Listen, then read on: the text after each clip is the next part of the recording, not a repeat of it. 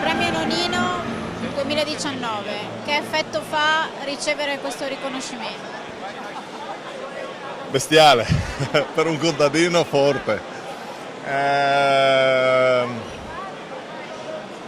un onore perché a parte che la famiglia sta facendo questa cosa qui per dare valore al territorio, al mondo agricolo, alla ricchezza che abbiamo in Friuli, e lo sta facendo molto bene, molto seriamente, ma noi friulani siamo così, determinati e seri sul nostro percorso del lavoro che facciamo. Fa piacere riceverlo, oltretutto per la motivazione, la ribolla gialla e i vigneti abbandonati sul Monte Calvario, che noi facciamo tanta fatica per recuperarli. La ribolla gialla non è solo mia, è nostra.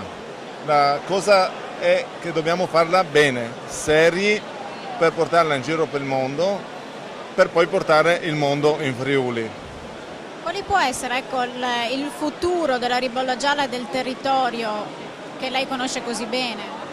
Ma poi le scelte del futuro della ribolla gialla riguardano poi ogni casa alla sua mente e deve fare bene in casa sua per dimostrare che sta facendo bene.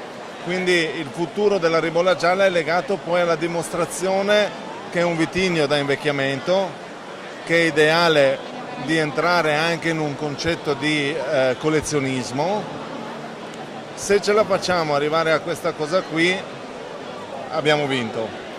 Ripeto, io devo rispondere a casa mia, il mio vicino a casa sua. Le chiedo un'altra cosa, cosa può fare invece il territorio friulano per voi in più in questo momento storico, magari in cui è sempre più difficile, no, fare impresa?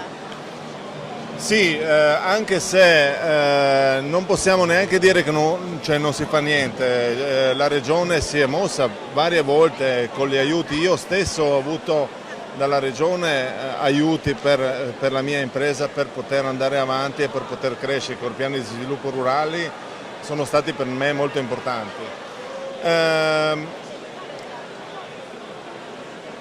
La semplificazione.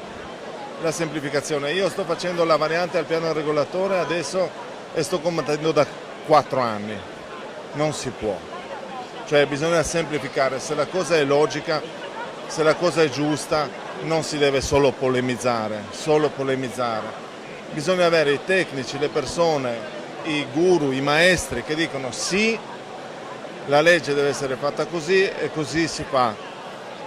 L'ultimo, il PPR che è stato fatto, a me ha penalizzato quella volta perché si sono dimenticati dei vigneti abbandonati. Per fortuna hanno preso in mano i prati e i pascoli abbandonati, quindi il ritorno dei prati e pascoli all'agricoltura, si sono dimenticati dei frutteti e dei vigneti. Questo non può succedere, significa che perdi anni e anni solo di carte. No. Quando si riguarda il contadino devono anche andare a domandare a qualche contadino la strada giusta, perché il contadino è il tutelatore del territorio, è lui che fa le strade, che tiene l'acqua e così avanti.